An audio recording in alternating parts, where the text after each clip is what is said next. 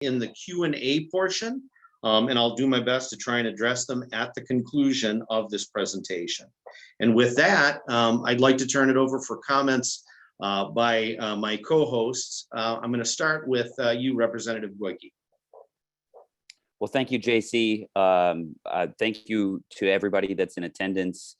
Today's a really good opportunity to learn about a successful and bipartisan program that the legislature created, but to hear from frontline workers that actually execute the program. And many of the legislators and staff on the call may know TAD, may be familiar with it. We've joined together. Both parties have unanimously supported increases in the budget for TAD, but too often we don't know exactly how the program is executed and what do our dollars do. And so today is really going to be informative about what happens on the ground with TAD dollars.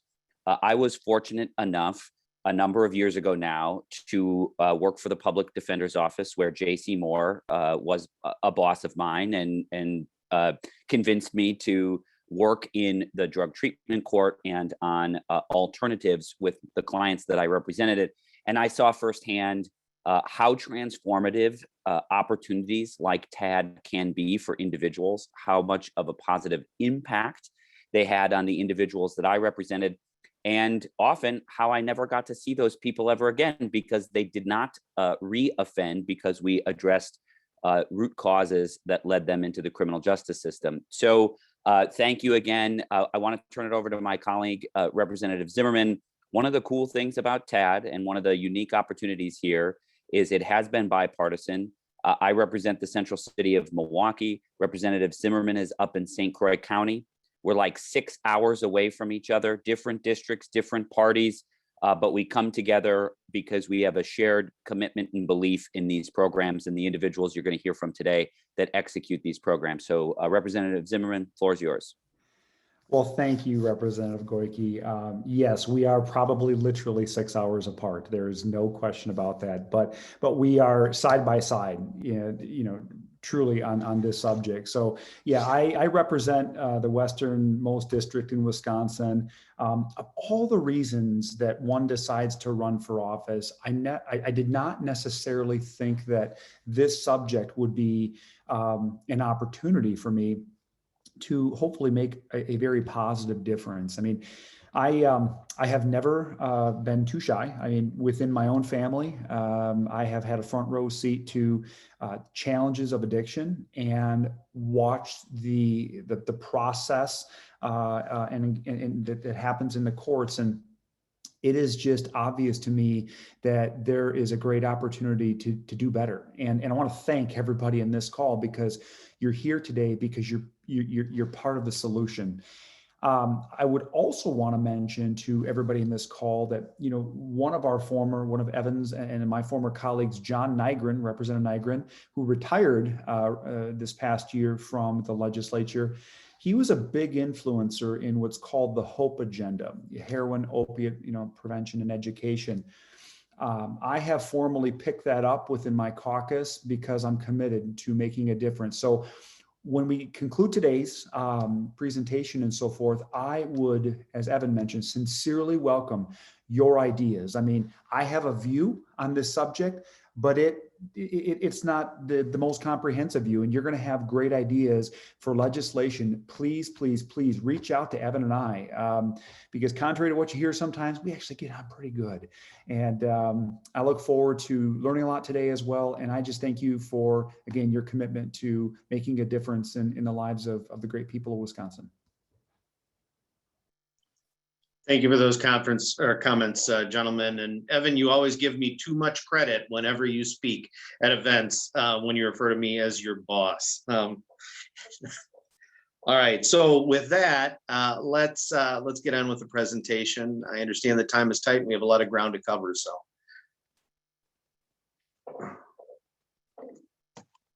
Oh, hold on.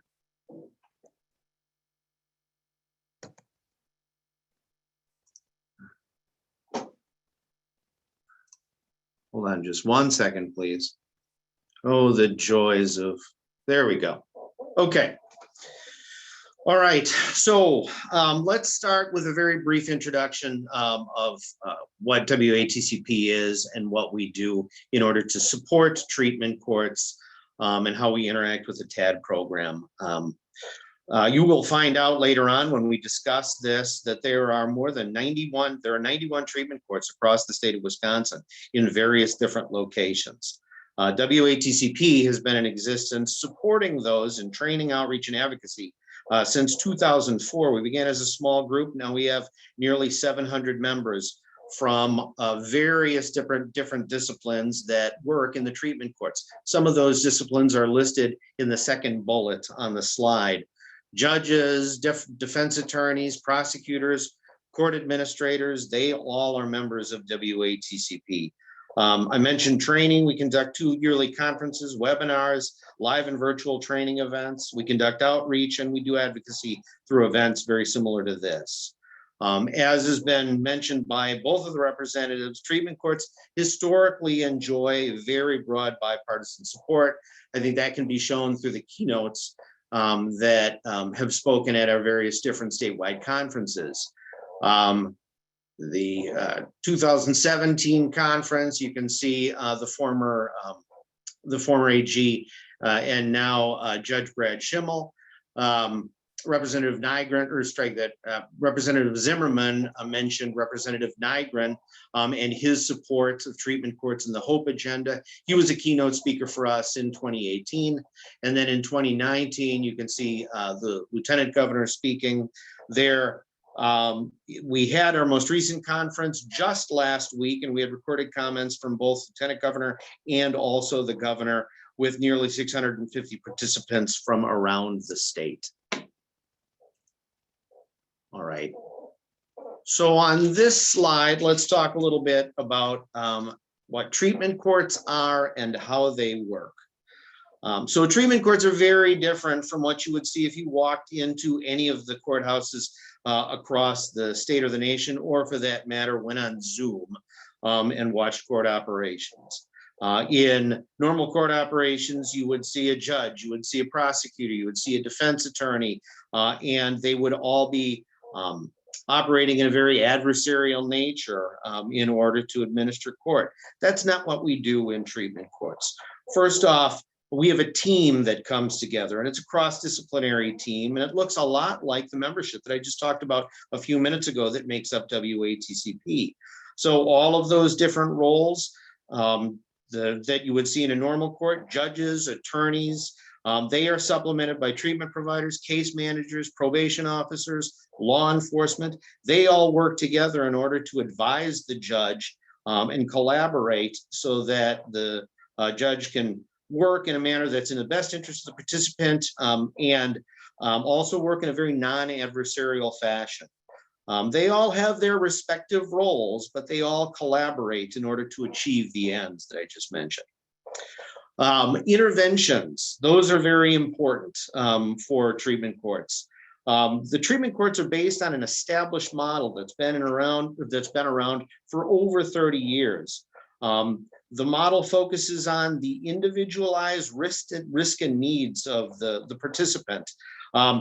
The program has different components that might be specific to the program, but those different components, things like monitoring, testing, curfews, mentoring, they all vary in terms of their usage dependent upon the progress of the participant.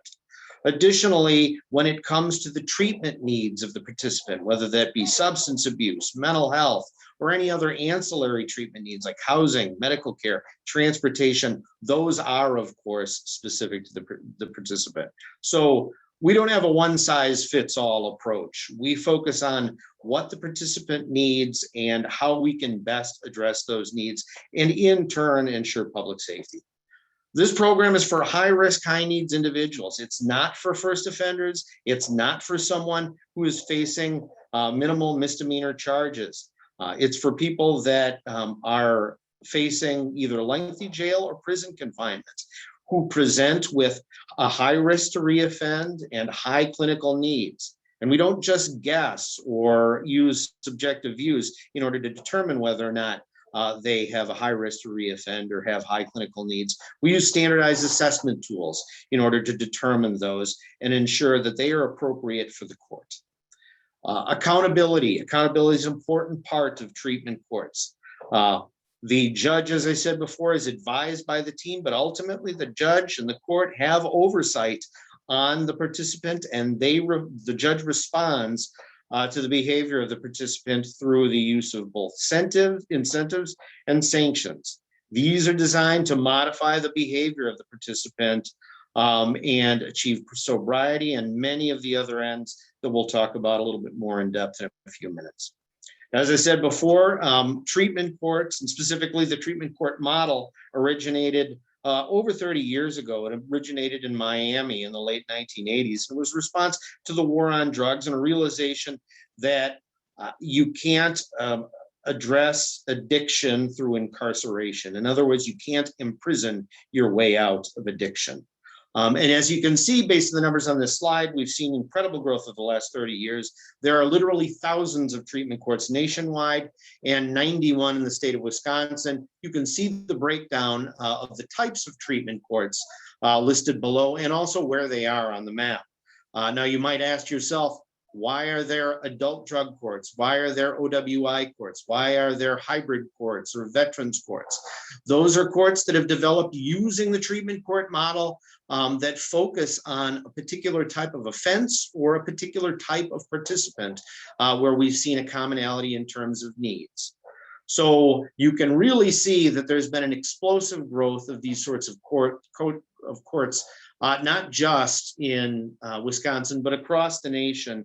And TAD has really been, responsible for that explosive growth. We'll talk about that more in just a minute. All right, so how do treatment courts work? We've covered a lot that's on this slide already. We've talked about the collaborative team. We've talked about treatment. We've talked about how the judge gets involved in the use of sanctions and incentives. But really the takeaway from this slide is that it's based on that model that I discussed and what are called the 10 key components. In 2004, those 10 key components, or the 10 key things that make up a treatment court, were devised on the national level, and since then they've been revised and standardized, and there have been standards that have been published by both WATCP and the national organization, the National Association of Drug Court Professionals. And it's adherence to these 10 key components and standards that ensure an effective program. And that's a difficult thing to do. First off, there's training that's involved. If you go into any law school across the state or across the nation for that matter, you will see that the 10 key components in treatment courts are not something that is typically taught. And that's because it's not typical to the adversarial process, as I said, that you see on a daily basis in courts across the nation. And it's also multidisciplinary too. So a judge has to learn. Of course, the judge knows how to be a judge, but that judge also needs to learn about treatment. They need to learn about supervision. They need to learn different skills like motivational interviewing in order to do this job effectively. So training is an important component of that. It's something that WATCP addresses, but TAD also supports it too. The courts have to be executed properly, and they have to follow those 10 key components and standards in order to be effective. And finally, their effectiveness has to be measured. I talked before about the fact that this is an evidence-based program. That means that with treatment courts, we collect data, we analyze the data, and we make changes to improve the process and improve the outcomes that we see. And TAD has really been the enabler for all of these things to happen. All right. So now I've talked a little bit about how treatment courts operate. I'm going to turn it over to folks that can give you a little more firsthand knowledge about how they operate. We have two speakers that are currently serving or have recently served in treatment courts. Kim Kitzberger is the treatment court coordinator from St. Croix County in your district, Representative Zimmerman. And she's also the president-elect of the Wisconsin Association of Treatment Court Professionals. And additionally, we have Judge Greg Gill. He's a former treatment court judge in Outagamie County, and he was recently elected to the 3rd District Court of Appeals. So let's start with Kim. Kim, you're going to have to take yourself off mute. Yes, thank you, JC. Good morning, and thank you, Commissioner Moore and the Wisconsin Association of Treatment Court Professionals for the invitation to speak this morning. I'd also like to thank Representative Goyke and Representative Zimmerman for hosting today's listening session. Special thanks to all who have tuned in this morning. Your interest in and support of treatment courts across the state makes a world of difference, so thank you. As Commissioner Moore mentioned, my name is Kimberly Kitzberger, and I am the Treatment Court Coordinator in St. Croix County. The St. Croix County Treatment Court Program, originally founded as an adult drug court program, was implemented in April of 2006. At that time, our local communities were being overrun and ravaged by methamphetamine addiction. Despite all their best efforts, local and county leaders knew this growing epidemic was not something our community would be able to arrest our way out of. Traditional law enforcement and justice system responses simply could not keep up. Perhaps born out of desperation and undoubtedly with some skepticism, St. Croix County followed suit with the many other counties across the state and across the nation, trying our hand at justice system reform through implementation of a drug court program. Between 2006 and 2012, the St. Croix County Drug Court offered a specialized sentencing alternative for individuals struggling with substance use. Persons entering the treatment court may have been facing legal issues related to methamphetamine dependence, heroin dependence, and even those charged with felony offenses of operating while intoxicated. By now, you have heard that treatment courts are the single most successful intervention in our nation's history for leading people living with substance use and mental health disorders out of the justice system and into lives of recovery and stability. One of the reasons we know this to be true is that treatment courts have been one of the most widely studied and scrutinized justice system alternatives in our nation's history. I mentioned a moment ago that the St. Croix County Drug Court offered a specialized sentencing alternative from 2006 through 2012. Allow me to clarify. The drug court did not go away in 2012. Rather, we experienced a shift in our approach to helping individuals struggling with substance use navigate our legal system. It was between 2006 and 2012 that we observed mixed results and outcomes for certain subsets of our treatment court population. During this same time, the research regarding effective treatment court operations unveiled best practices related to treatment court target population. The concepts of serving only those identified as high risk and high need emerged. To put this more simply, treatment courts should target persons who are dependent on drugs or alcohol and who are at substantial risk for reoffending or have failed to complete a less intensive disposition like probation or pretrial supervision. It soon became clear that the mixed outcomes for drug court participants in St. Croix County could be attributed to a mixing of target populations. At the time, the drug court was not able to appropriately assess the risk level of those coming into the drug court.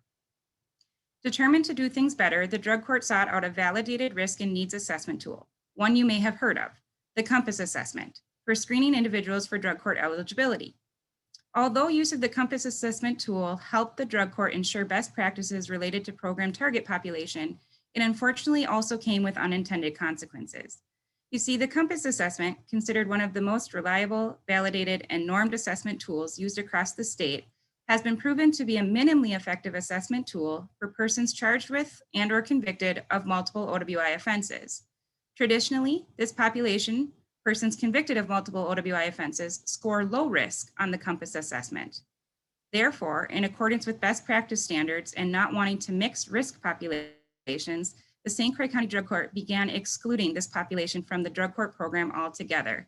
This now meant that no other sentencing alternative would be available for persons convicted of multiple OWI offenses other than incarceration.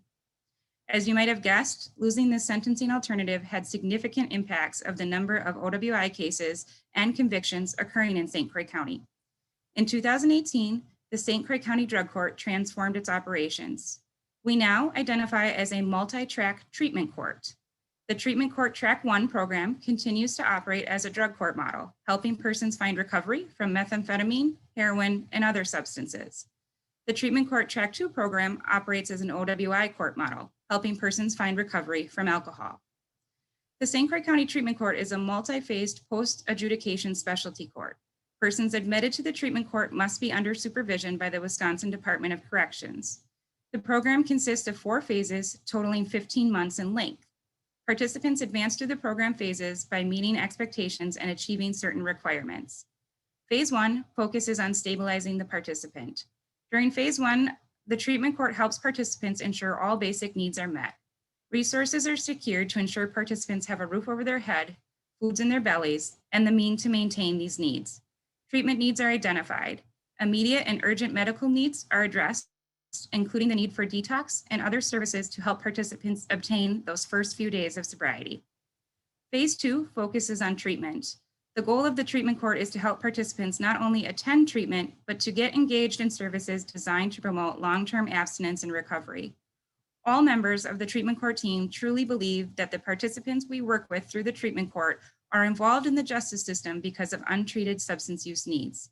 We also full-heartedly believe in the power of treatment. Treatment works.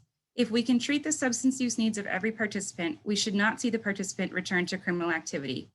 This is also the trade-off we make with our local community and stakeholders.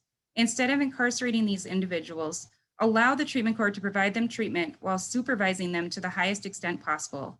It is this combination of treatment and accountability that will save the community on incarceration costs and system resources in the long run. The goal of phase 3 is transition. Phase 3 focuses on transitioning the participant to becoming more independent for his or her own recovery. Participants will demonstrate the knowledge and skills they have acquired in phase 1 and 2. This is also where we see treatment court participants build upon the community supports that will strengthen and support their recovery once they leave the treatment court program. And finally, phase 4, maintenance and sustainability. Phase 4 focuses on sustaining and maintaining recovery. The participants continue to demonstrate behaviors that support long-term abstinence and change. As the treatment court coordinator, I have the distinct honor and privilege of walking alongside each participant on their journey to a new life of recovery. Please understand that the work that occurs in a treatment court is that of the participant. Their transformation is whatever they put the work in for it to be. The treatment court simply acts like the bumper rails of a bowling lane. We are here to offer support, guidance, and encouragement along the journey. Yes, there are days of absolute frustration, grief, devastation, and loss. It is the ripple effects of one person finding recovery that carry us through. You see, one person finding recovery means a life restored, families reunited, a new reliable employee entering our workforce, another responsible taxpayer contributing to the local economy, and another person working to make our communities a healthier and safer place to live. Before I turn things over to the Honorable Greg Gill, former treatment court judge in Outagamie County, I'd like to say a few quick words about the importance of the Wisconsin Department of Justice Treatment Alternative and Diversion, or TAD grant program. I know Commissioner Moore will be providing more details about the TAD grant program and how it impacts the state of Wisconsin momentarily. As a treatment court coordinator working in the state of Wisconsin, it isn't uncommon that the role of coordinator serves dual purposes. First, the direct case management work with the treatment court participants. We are on the front lines of helping every treatment court participant identify their goals for the future and helping them find the resources that will help them achieve those goals. Second, most treatment court coordinators are also responsible for the administrative functions of their treatment court programs. These functions range from monitoring and managing a court calendar, monitoring the training and orientation of all treatment court members, community speaking and advocacy, data entry and management, and policy and procedure writing. Given these two very distinct and intensive roles, treatment court coordinators across the state rely heavily on the support of state-funded programs like the TAD grant program. Yes, of course, the financial funding that these grant programs provide is imperative. Many programs across the state would not have been implemented and maintained without this funding. But believe me, their support is so much more than that. I mentioned earlier that the treatment court here in St. Croix County relied on program data and outcomes to make necessary changes for program enhancement. If it were not for the technical assistance and support of the TAD program, such outcomes would never have been measured or realized. Such support also helps ensure that the money invested in treatment courts statewide produces positive outcomes, not just in cost savings, but in human capital as well. As a coordinator, the staff of DOJ's TAD program truly does serve as a lifeline. We could not effectively serve the participants of our treatment court without their support. I'd again like to very quickly thank you all for allowing me this opportunity to speak to you today. I look forward to continuing our advocacy on behalf of all the treatment courts across our great state. And with that, I will turn things over to Judge Gill. Thank you. Thanks, Kim. Judge Gill?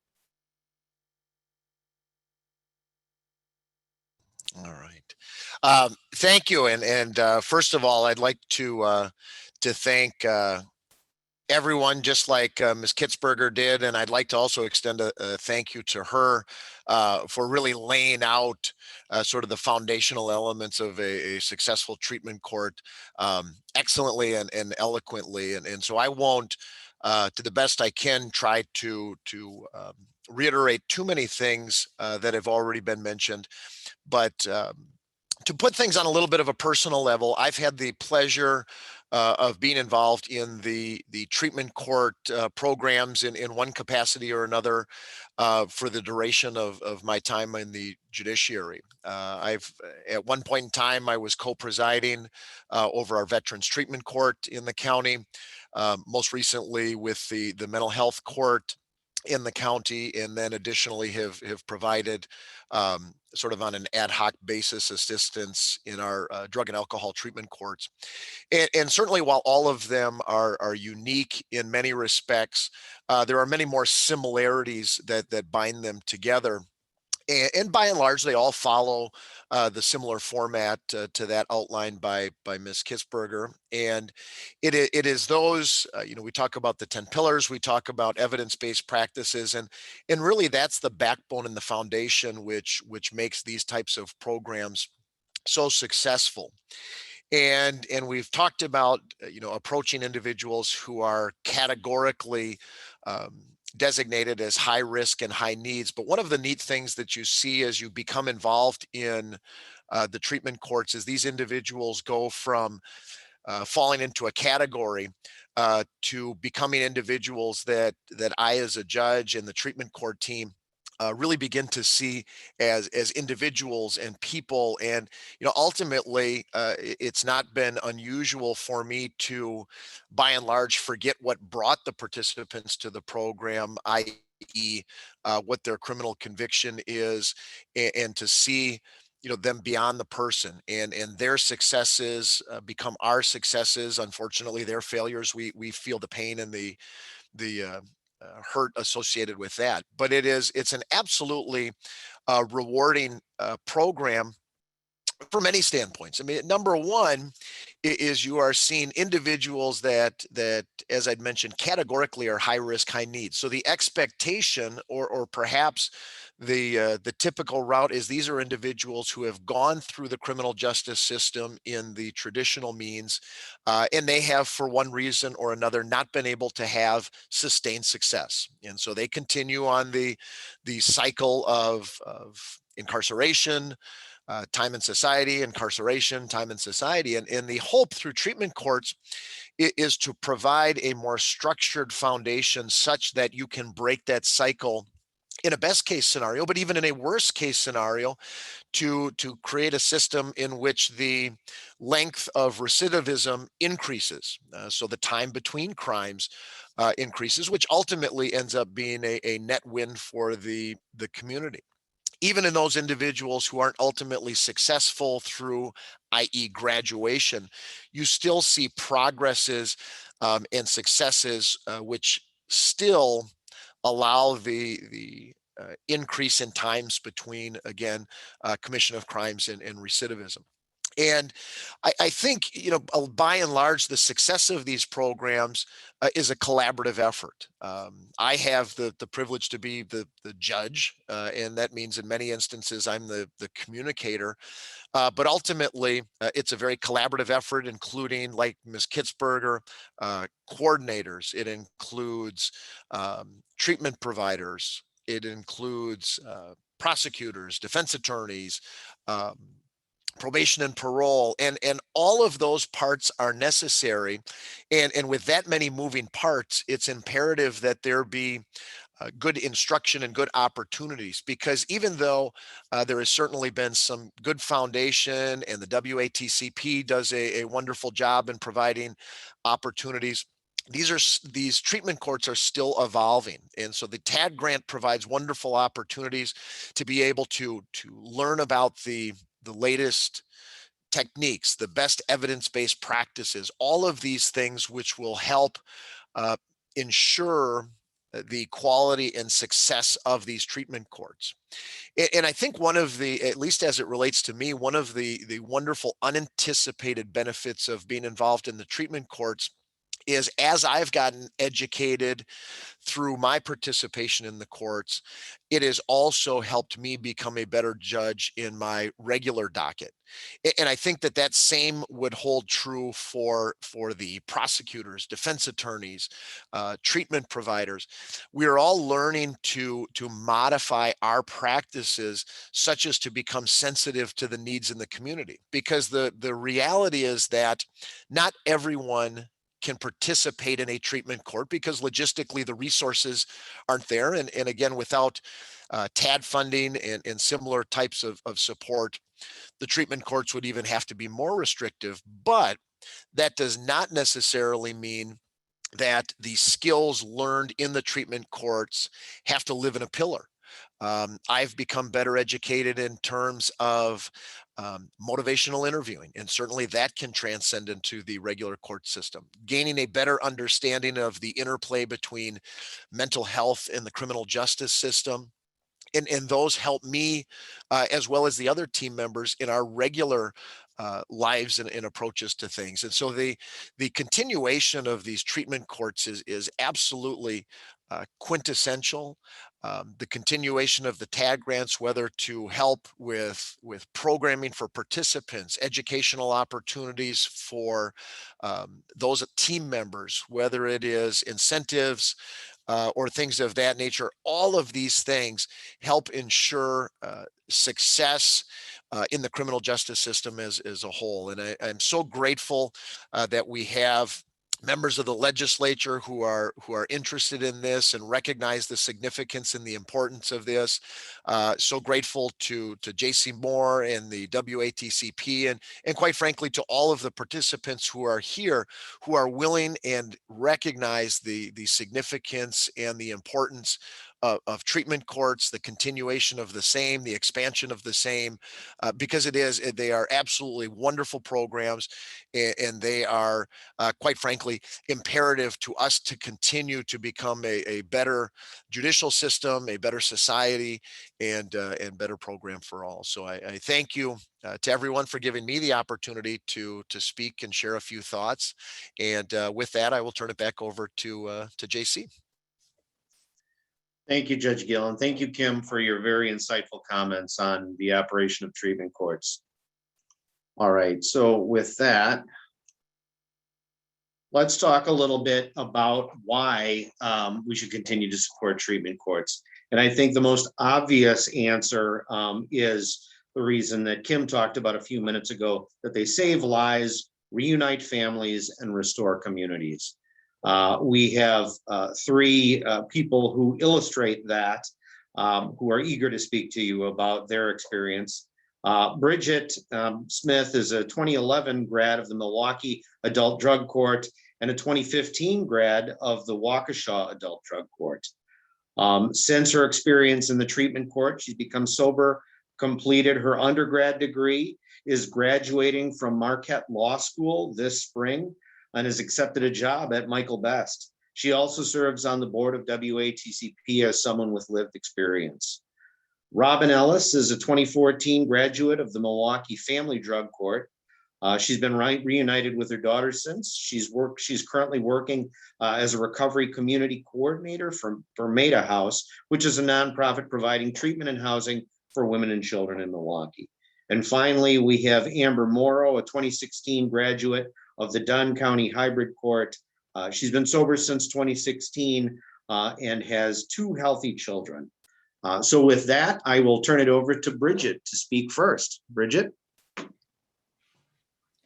Good morning, and thanks, JC. And I'm privileged to be speaking with everyone this morning. And I'll start with a story. So 10 years ago, this same month, I remember sitting and staring at a clock on the wall. And that day was supposed to be a big day for me and my entire family. At 10 a.m., I was going to walk across the stage, receive my degree, move my tassel from one side to the other, and celebrate my graduation from college. It was a big day. So I watched the minutes tick closer and closer to 10 a.m. And 10 a.m. came, and 10 a.m. passed. And there I was, still sitting and staring at the clock on the wall. I wouldn't be walking across the stage with my classmates because the clock I was staring at was inside the walls of Milwaukee County Jail. I'd been arrested a few days earlier for possession of drugs. I thought my life was over. I was mad, and I was going to be a felon. And what's the point of having a college degree with felony? No one will hire me now, I'll never get a job, and I'm a drug addict anyway. But then I heard about drug treatment court from my public defender. She said it would be a great program for me. So I trusted her and was lucky enough to qualify for the program since I had been arrested before and was facing serious enough charges. The program was hard. It was very structured, but I needed structure. It took over my life, every minute of every day for an entire year.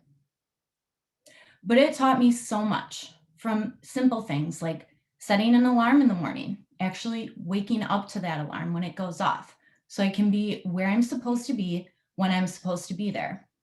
And if I'm not, I would face consequences. It taught me harder things too.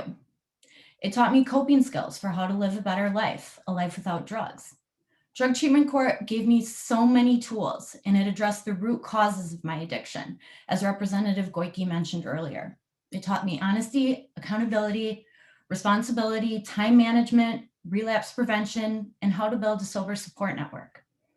And all of the tools that drug treatment court gave me, I still use them today. The program showed me what it was like to live a sober life, going to treatment, getting a job, going to recovery meetings, and most importantly, once I got the hang of it, it showed me I could be happy. I found happiness beyond my wildest dreams. I could never have imagined being a productive member of society, never. But drug treatment court gave me the tools to better myself. And today, 10 years later, from when I sat watching the clock in jail, I'm going to be sitting and watching the clock again a few weeks from now, but it won't be the same clock. This time, I'll get to walk across the stage. I'll get to receive my degree, and I'll be a proud graduate of law school. Because drug treatment court not only gave me the tools and showed me that I could live without drugs, it also inspired me to go to law school and to advocate for others, how others had advocated for me. And I know I wouldn't have had this transformation but for drug treatment court, because jail doesn't provide tools, coping skills, or a treatment team like JC mentioned. Jail doesn't provide rehabilitation, but treatment courts do. They're effective, they're cost efficient, they better individuals' lives, and they better the community. Thank you.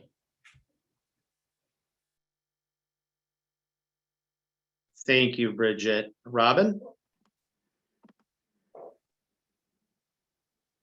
Good morning, everybody, and thank you, JC, for this opportunity. And thank you for everybody who's here today and speaking on behalf of these amazing programs and the dedication that you all have. It makes a huge difference in the lives of so many. So I'm here today to speak about my experience. I grew up in an alcoholic home. I took my first drink at 11, and the story just continued after that. And it grew from drinking and drugs throughout my childhood years and into my teen years. I found out I was pregnant when I was 18, 2 months before I graduated high school. You know, my mom was an alcoholic, and it was hard to make a decision to keep my daughter, but I knew that was something that I needed to do, and just I followed through with it.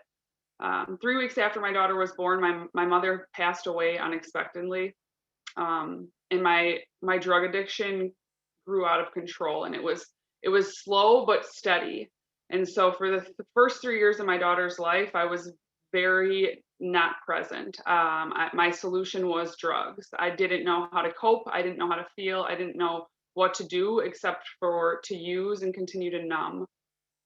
I had gotten into some legal trouble. I got an OWI, and as an addict, I know how to kind of get away with things and move around the system a little bit easier than others.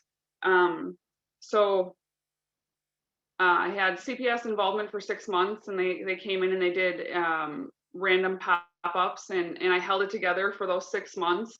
And the year after that, my life pretty much spiraled out of control. I got into 6 car accidents, which 3 of them my daughter was in. I totaled 3 cars, and my family kind of had enough. In the beginning of 2013, my daughter was taken from my care, and that's when I found out about Family Drug Treatment Court. I had no idea what it was, but I also knew that I had no idea how to live a life without drugs and alcohol. So I was desperate enough to take anything that was going to be put in my place.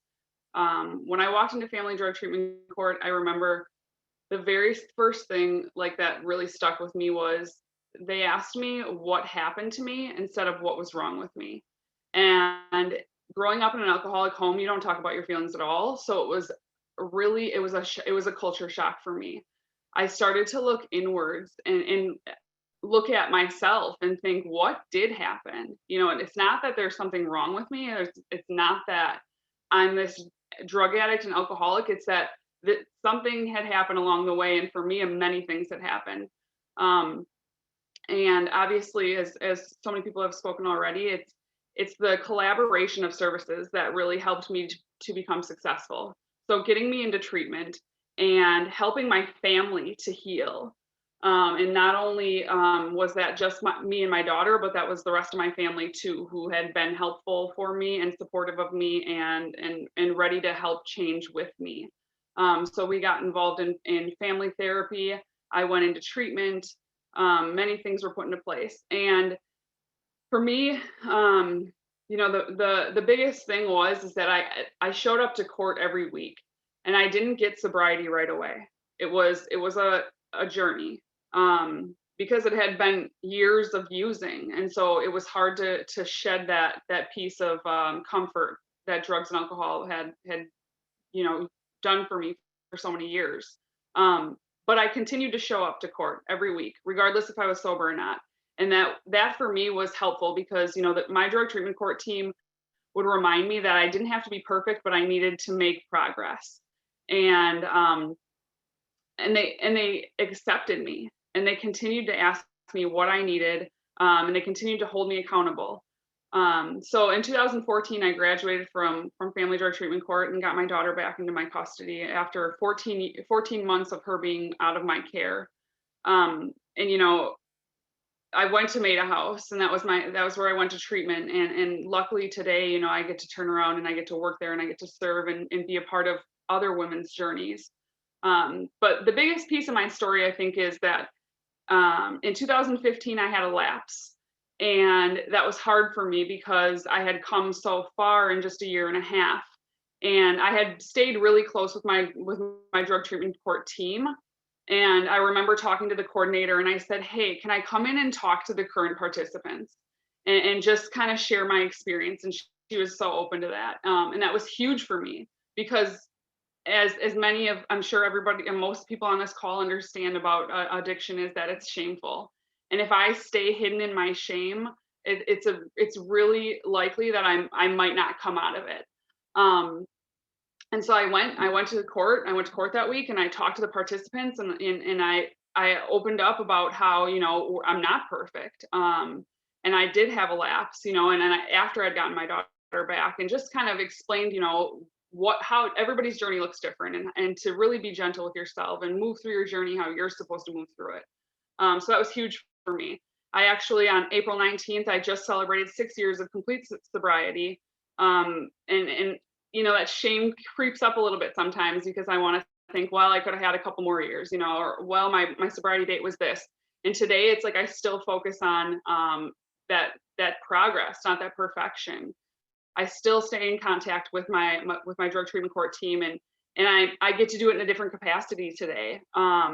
I will be graduating with my BSW at the end of this year, and working with Maida House and the treatment there. I come across so many people who were there for me. I come across my case manager and my recovery support coordinator and so many different professionals, and it's so amazing because they get to see me in a different light.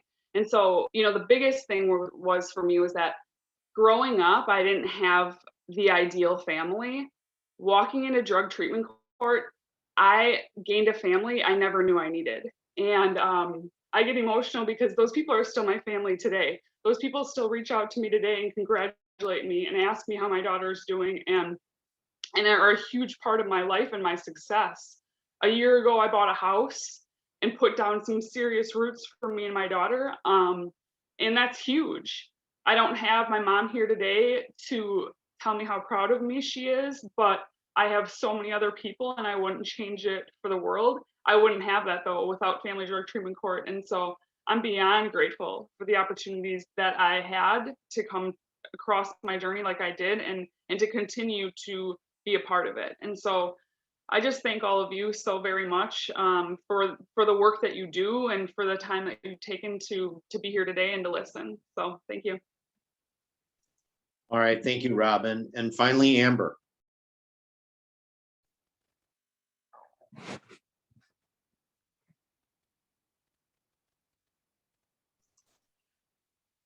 Amber, you there? Can you hear me? I can, thanks. Okay.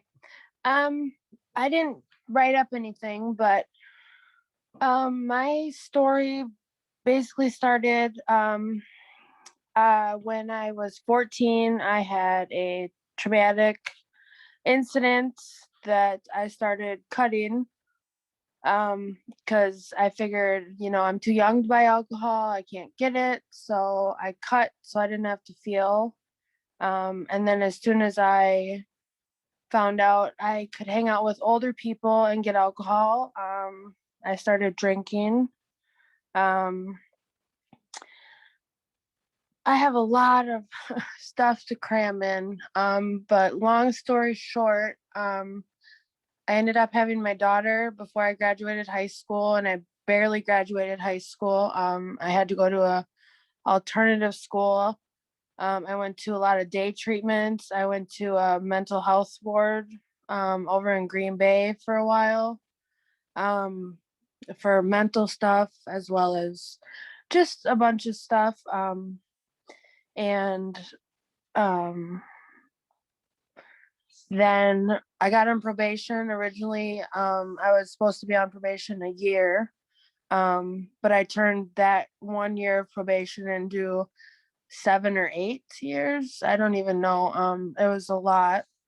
I would get revocated, and in 2013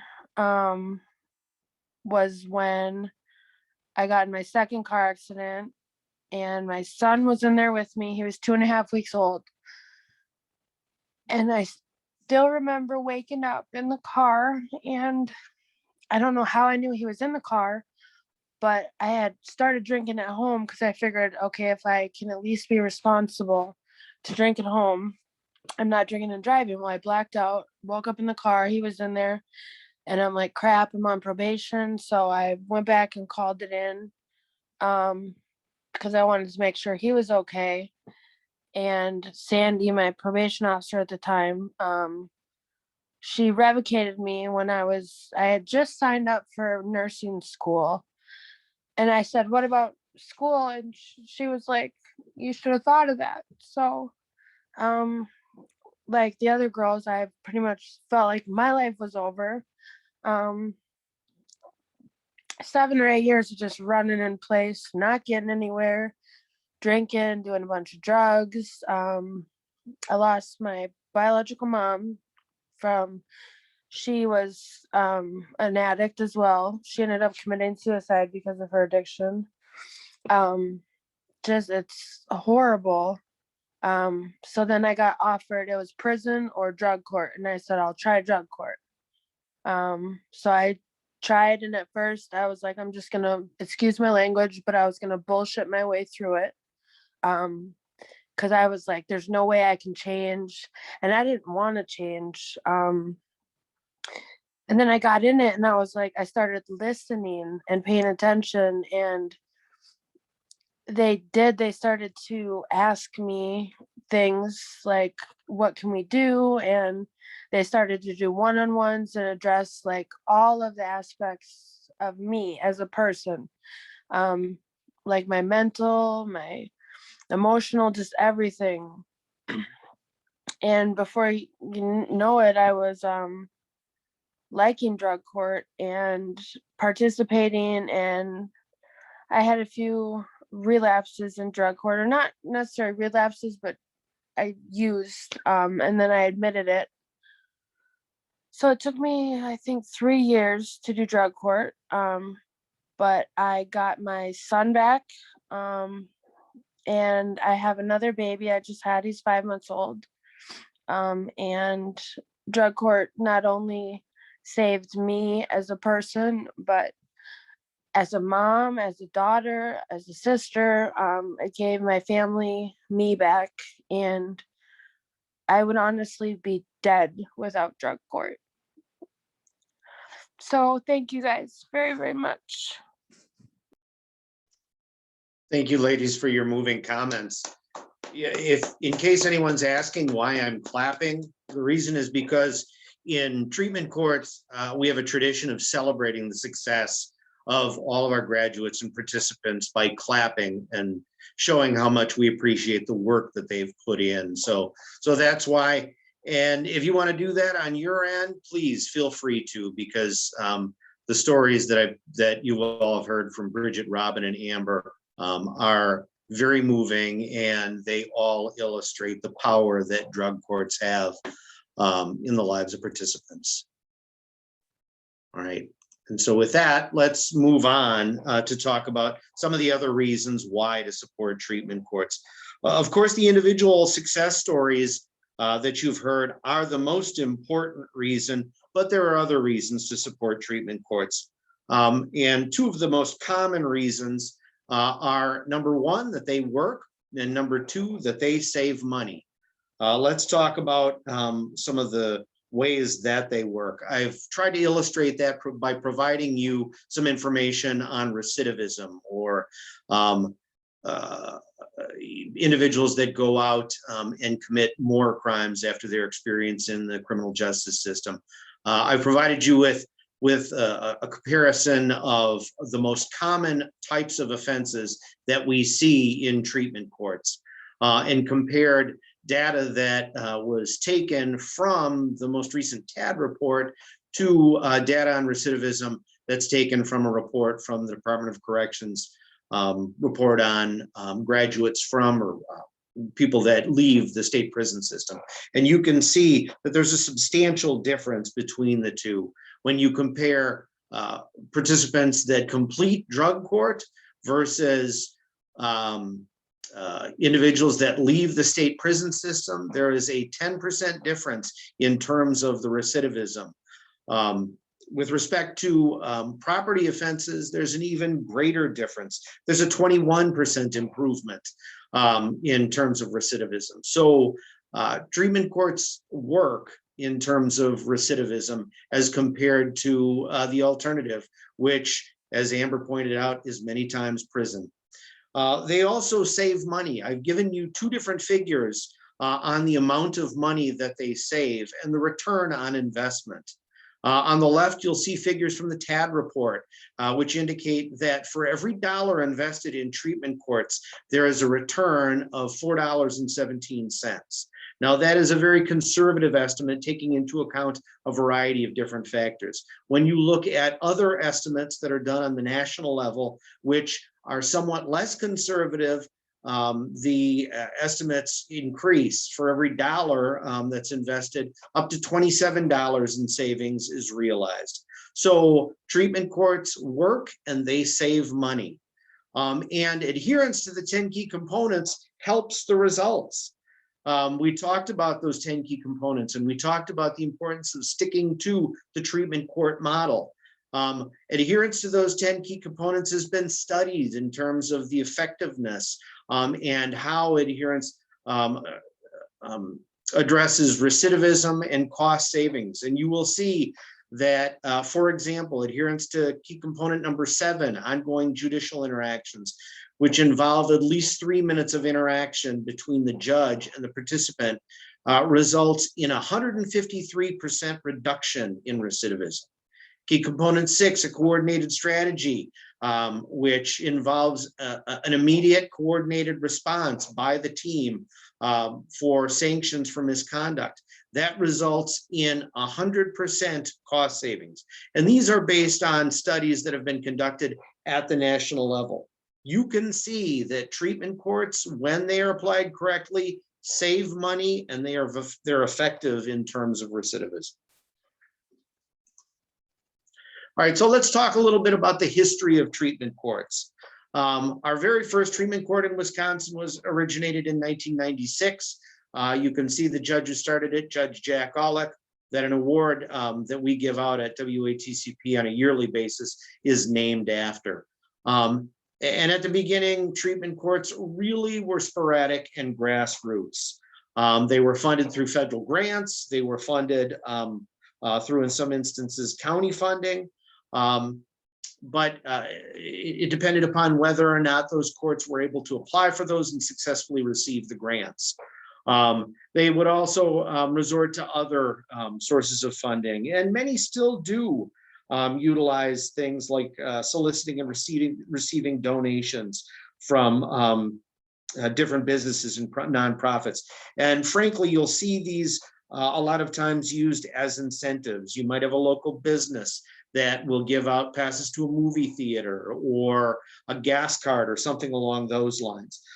They've leveraged government services that have been available. Veterans treatment courts and the use of VA services is a good example of that.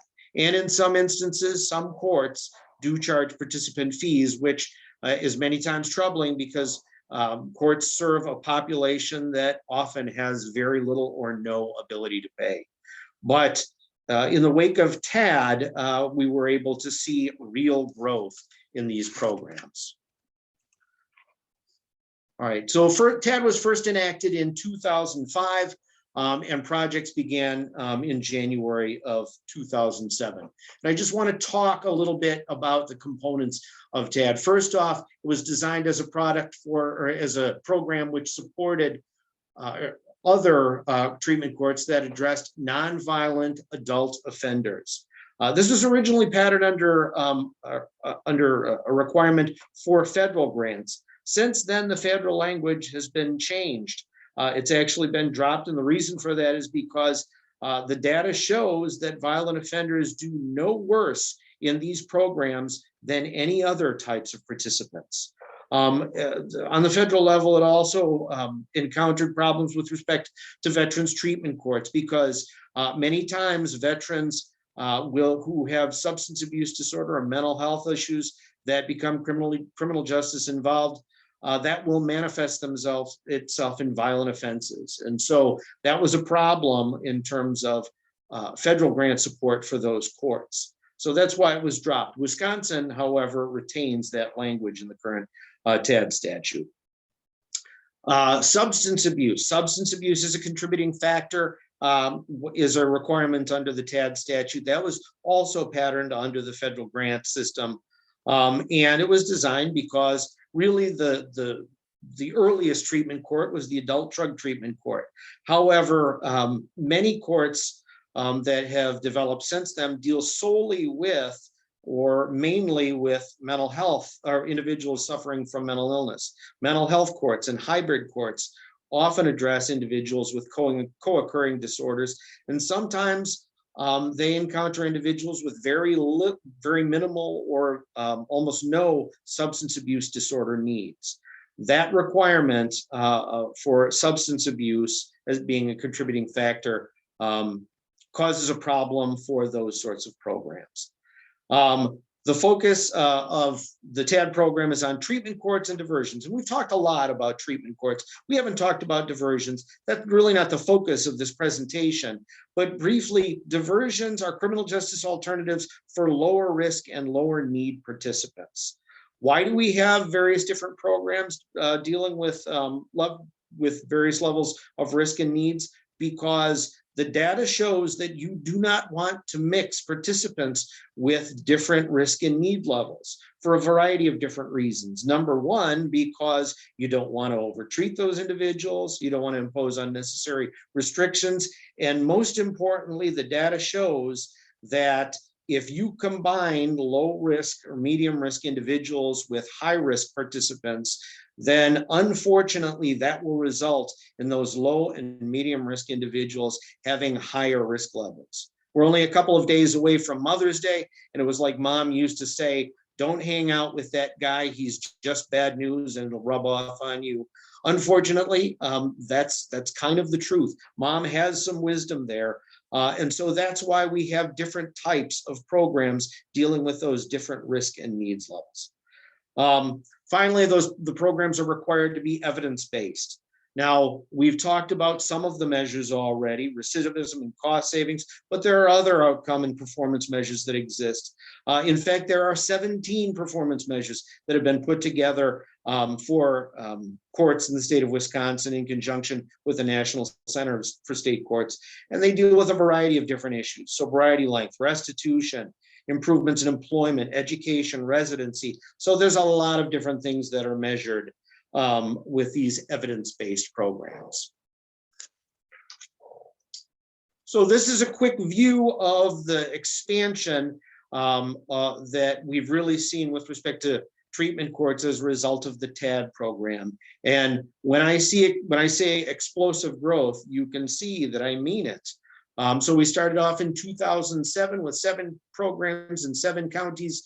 And by 2020, we have 86 programs in 53 counties and 3 tribes. And that's attributable to the increase in services and also funds that you see down at the bottom of the screen. So between 2007 and 2020, a 10-fold growth in funds and a 12-fold growth in the number of programs. Now, I'm going to leave you with the question, did the TAD infrastructure, in other words, what TAD needs in order to make the money, make these programs work and get the funds to these programs, did that infrastructure grow with the funds and the number of courts? We'll answer it in just a moment. All right, so these are there are many functions associated with the TAD program. Obviously, when you're talking about a program that involves $7 million in 53 counties and 3 tribes, there are a number of different administrative requirements that need to be met for the distribution of the money, the competitive process for application for the money, and reporting back on the use of the money.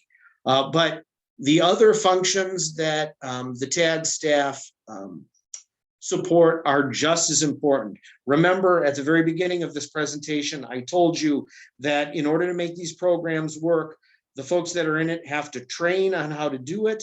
They have to execute it according to those 10 key components and standards, and their success has to be measured. And TAD makes this happen. You can see the staff that they operate with from a technical assistance and data standpoint on the left-hand side, and you can see a couple of things, the many things that they do on the right-hand side. First off, with respect to technical assistance, TAD makes this happen. Those 2 trainers contribute to both training and technical assistance visit for existing programs all across the county, or all across the state, I should say. They conduct site visits, they provide program feedback. They've participated in the publication of the standards that you can see in the picture up on the top.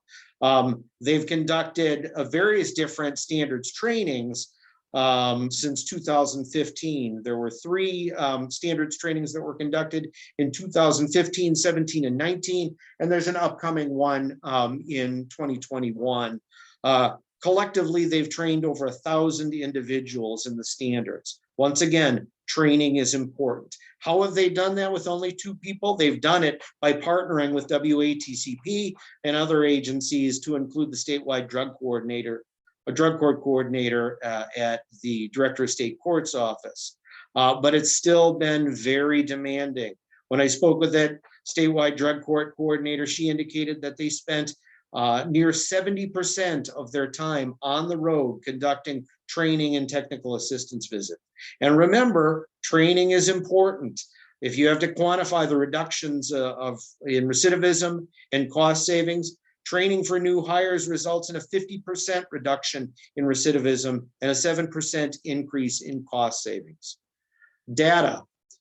You will see in the center the logo for the core system, which is the primary data collection system that is used for treatment courts. And it's not just used for TAD courts, it's also used for non-TAD courts. So remember, I told you that as of 2020, we had 57 different TAD courts.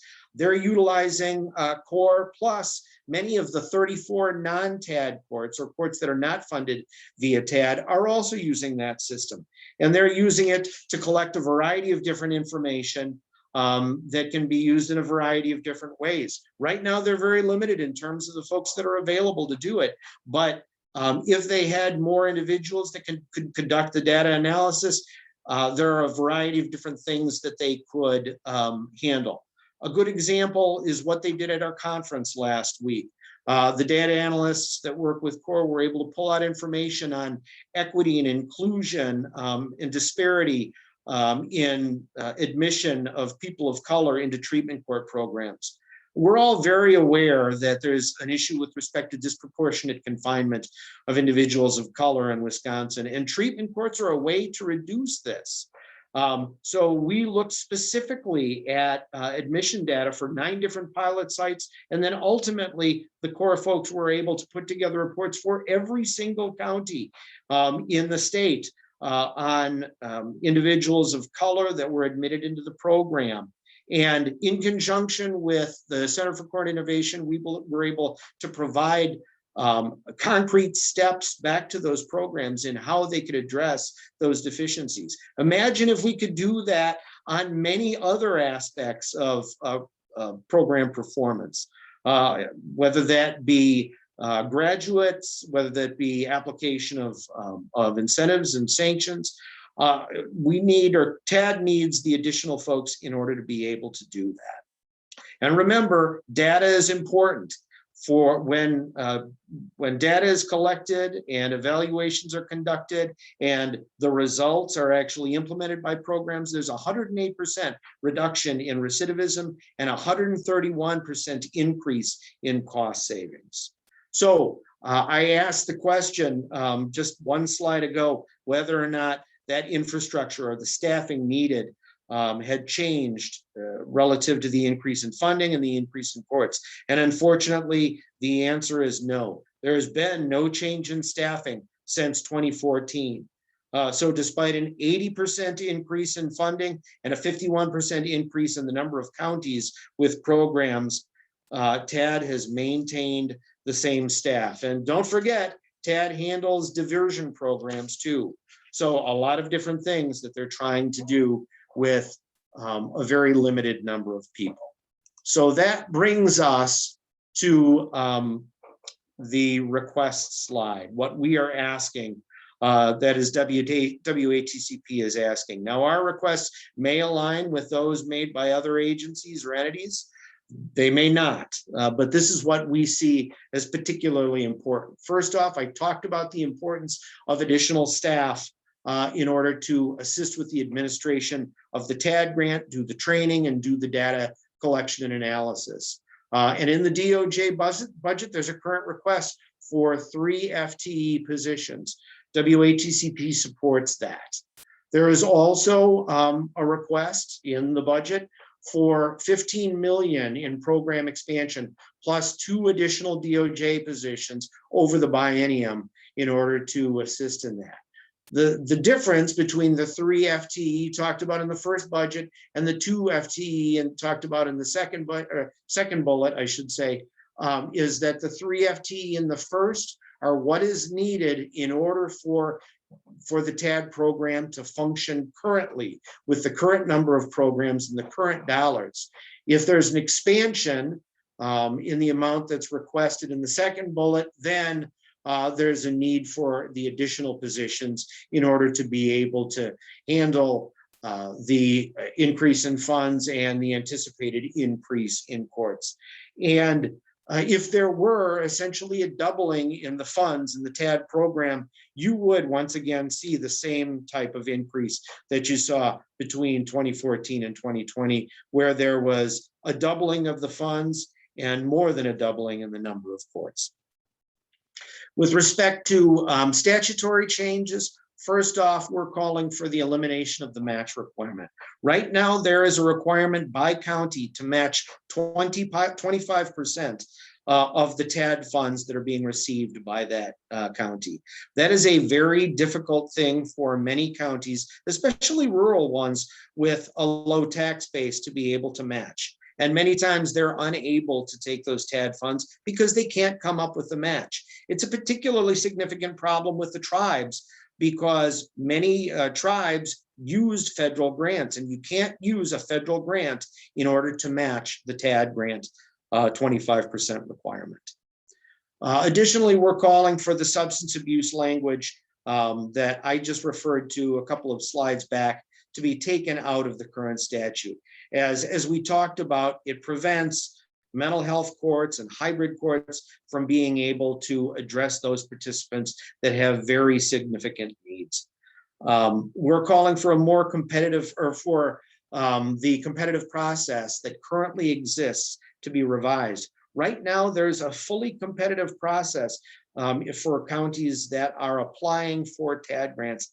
Unfortunately, that results in an unfair advantage to those more established courts. So we're calling for DOJ to receive more discretion to be able to allocate TAD funds. And finally, we're requesting that the cycle for TAD be changed. Right now, it's on a 5-year award cycle, which is obviously mismatched when you have a 2-year biennial budget cycle. So those are the requests that are being made by WATCP. All right, so that leads me to the question slide. We're running a little bit over, and that's as a result of the great comments that we had from all of our different panelists.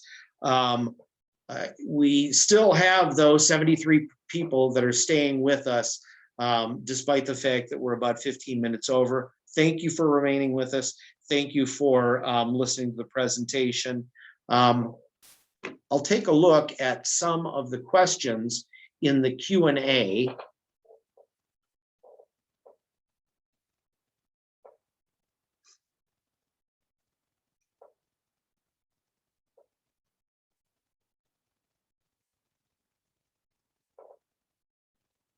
All right.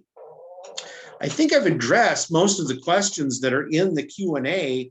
If I've missed something, there's a couple of different ways that you can address them. First off, you can either send your questions to the email address that you see on the screen. We will try and capture any of the other questions that were included in the chats or the Q&A and address those that I might have overlooked or missed. If there are emails associated with it, we can send a response back to the email. These comments, as I said at the very beginning of the presentation, are recorded and available on the WATCP website. And finally, on the last slide of this presentation, which will also be available on the WATCP website, there are the references that were used for many of the figures that you've seen throughout the course of the presentation. With that, I'd like to ask my co-hosts whether or not they have any final comments that they would like to make. Representative Goyke, I'll start with you. Oh, I'm sorry. Looks like Representative Zimmerman beat you to the punch, so. Well, first of all, I want to make sure that I recognize Bridget, Robin, and Amber.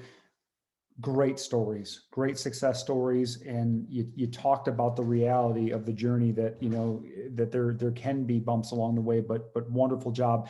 And actually, the quote that stuck with me is, "I gained a family I never knew I needed," that Robin had shared. So just wonderful that you guys are part of this. Look, it's an exceptional program. It's a very needed program, and you know, for my one small part, certainly in the legislature, going to do everything I can to see this great progress continue. And my sincere appreciation again to everybody who took the time today to participate and get involved in this sort of thing. So great job, and thank you to everybody there. And thank you, JC, for the invitation as well. Thank you, Representative Zimmerman. Representative Goyke?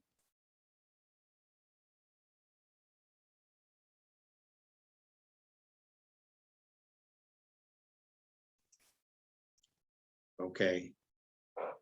It looks like he may have had to have dropped off. All right, well, thank you everyone for your attention. Thank you for your questions and your comments. Once again, we'll do our best in order to address them offline. And thank you for your ongoing support of treatment courts and the TAD program. And I encourage the legislators and the staffers that have been able to join us on this call to contribute your support to the cause and support the TAD program and the various different things that WATCP is called for. All right, thank you, everyone.